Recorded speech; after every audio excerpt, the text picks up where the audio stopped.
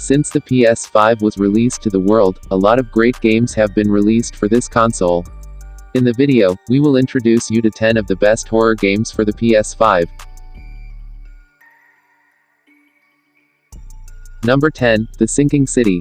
The Sinking City is an open-world detective game with a third-person camera perspective. It features an investigation system in which the outcome of the player's quests will often be defined by how observant the players are when investigating different clues and pieces of evidence. The town of Oakmont is made up of 7 districts: Advent, Coverside, Grimhaven Bay, Old Grove, Reed Heights, Salvation Harbor, and the Shells, which have all been affected by flooding to various degrees, and the player must use a boat to safely traverse the flooded streets to reach drier areas.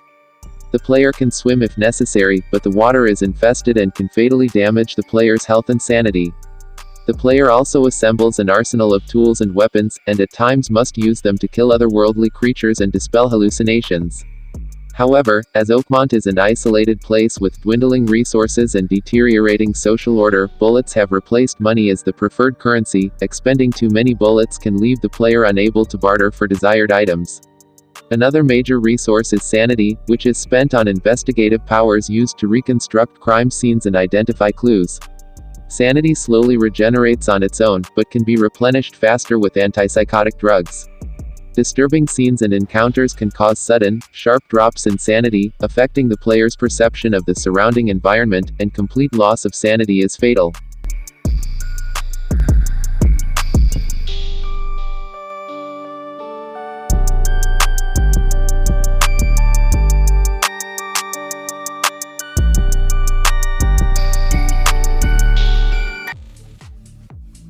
Number 9, Horror Tales: The Wine. Explore a post-pandemic fictional Mediterranean island and confront your fears. Immerse yourself in a seemingly abandoned city and struggle to find a precious Banide Bosque red wine bottle to cure your loved ones. But be aware, your nemesis is hunting you. Indie jump scares included.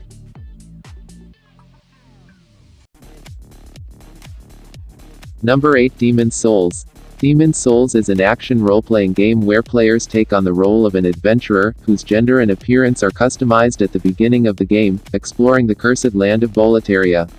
Aspects of the customization impact various statistics, stats, related to gameplay. The player character is granted a starting character class, which further influences their stats, though they can be altered later in the game and effectively change a player's class combined with a different weapon choice. The world is divided into 6 areas, the Nexus Hub world, and 5 additional worlds subdivided into 4 areas which each end in a boss encounter.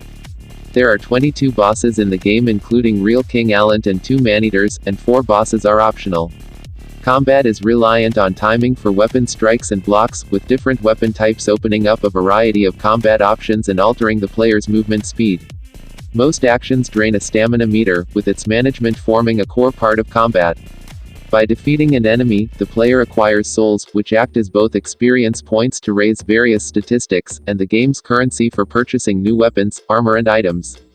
As the player invests, the number of souls required increases. Along with souls, players can retrieve items such as weaponry and ore for upgrading.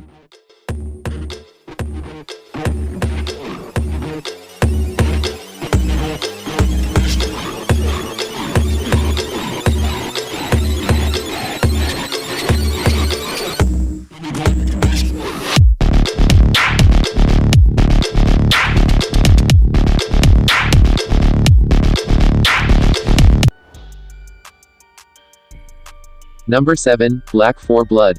In the game's primary player versus environment game modes, players join a 4-person team of post-apocalypse survivors called Cleaners, who must fight their way through levels populated by zombie-like monsters called the Ridden. Teammates are either controlled by other players or AI bots depending on matchmaking preferences and player availability. A new feature of Black 4 Blood is cards. At the start of each level, players need to build their deck with cards that adjust various elements of gameplay, such as modifying the player's health, damage, and stamina. Along with player cards, the AI director will also use corruption cards against the player to hinder their progress. The AI can spawn extra enemies, activate a fog effect, and increase the size of the horde. The game features predefined hero characters who have preset attributes and abilities, and players can purchase upgrades and items with an in-game currency called copper. The game also has an 8-person player versus player mode called Swarm, where a team of 4 players assumes the role of cleaners, and the other team of 4 control mutated ridden.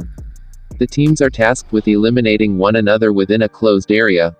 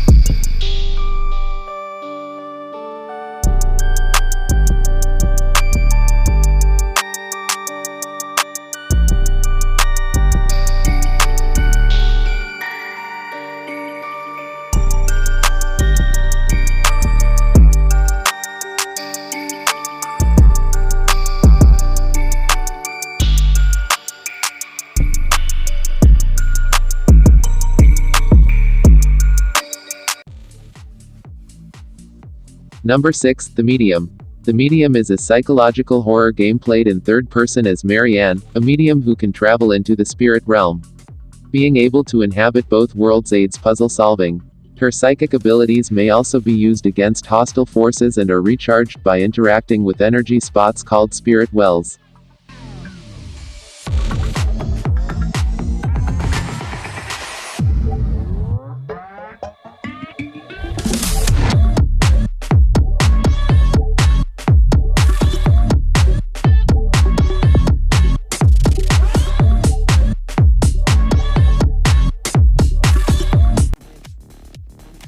Number 5, Dying Light 2. Dying Light 2 Stay Human is an action role-playing survival horror video game featuring a zombie apocalyptic themed open world. Set 22 years after Dying Light, it stars a new protagonist named Aiden Caldwell, voiced by Jonah Scott, who is equipped with various parkour skills. Players can perform actions such as climbing ledges, sliding, leaping off from edges, and wall running to quickly navigate the city. It was confirmed that there are over 3,000 parkour animations to give a more fluid free-running experience. Tools such as a grappling hook and a paraglider also aid traversal in the city. Aiden can also use the undead to break his fall. The game is mostly melee-based with the majority of fighting using melee weapons. The melee weapons have a limited lifespan and will degrade as the player uses them in combat. Long-range weapons such as crossbows, shotguns, and spears can be used as well. Weapons can be upgraded with different blueprints and components which can be found by breaking down weapons for craft parts. Aiden can also utilize superhuman skills due to the infection. New zombies have been added. Like the first game, the zombies are slow when exposed to sunlight, but they become more aggressive and hostile at night. During the latter time of day, players can avoid zombies roaming the streets by staying on rooftops, who would otherwise hibernate inside buildings to avoid sunlight, or explore the safe interior of buildings to find items.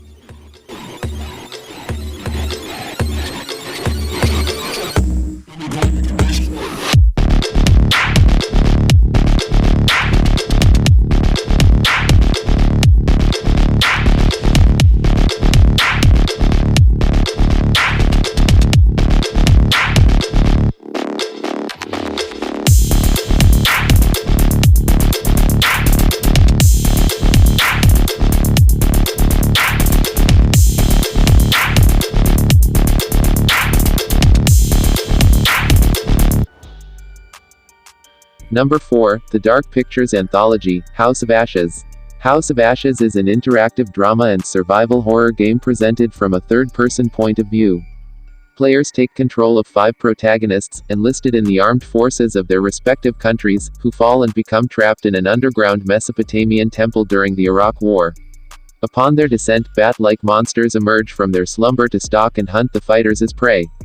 A core component of the gameplay involves managing relationships between the characters and their allies and enemies. They may choose to be courageous and make sure nobody gets killed by the creatures, or leave others behind to look out for their own safety instead. Facing a common foe, the Iraqi and American sides have to decide if they should put aside their differences and forge an alliance to survive the attacks, often quoting the proverb, "The enemy of my enemy is my friend," a recurring theme within the story. Number 3, Little Nightmsres 2. Little Nightmares 2 is a suspense-adventure game in which you play as Mono, a young boy trapped in a world that has been distorted by an evil transmission. Together with new friend Six, he sets out to discover the source of the transmission.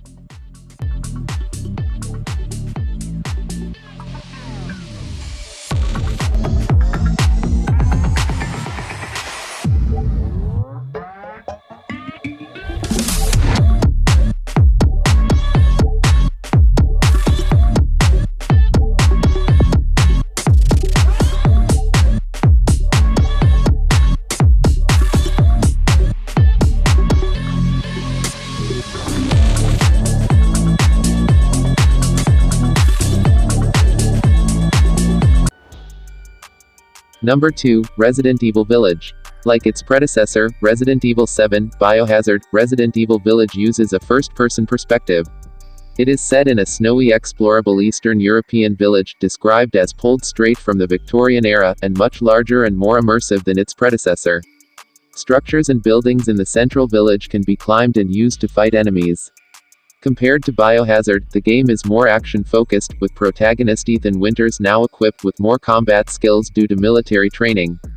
The game's primary enemies, the werewolf-like lichens, are not only agile and intelligent but can wield weapons and attack in packs, forcing the player to rethink their strategy on whether to use sparse ammunition, use melee combat, or simply run away. Similar to Resident Evil 4 2005, makeshift barricades can be used to fend off enemies. The inventory management mechanic is similar to that of Resident Evil 4, featuring a briefcase and the ability to move and rotate items for better storage space. Players can buy supplies, weapons, upgrades, and items from a merchant called the Duke. The players can also hunt animals in the village and have them cooked into dishes by the Duke. Eating side dishes allows the player to gain certain advantages such as decreasing the damage taken while blocking.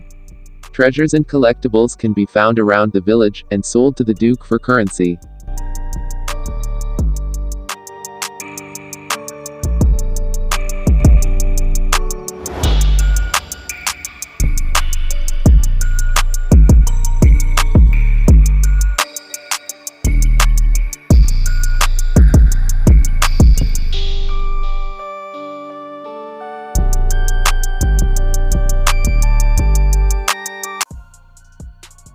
Number 1, Ghostwire, Tokyo. Ghostwire, Tokyo is an action-adventure game played from a first-person perspective. The player can use various psychic and paranormal abilities to defeat the ghosts and spirits haunting Tokyo. Combat director Shinichiro Hara described the combat as karate meets magic, as the player character utilizes hand movements inspired by Kuji-kiri hand gestures to cast spells. When an enemy loses most of their health, its core is exposed and the player can use takedown moves to destroy it, defeating the spirit.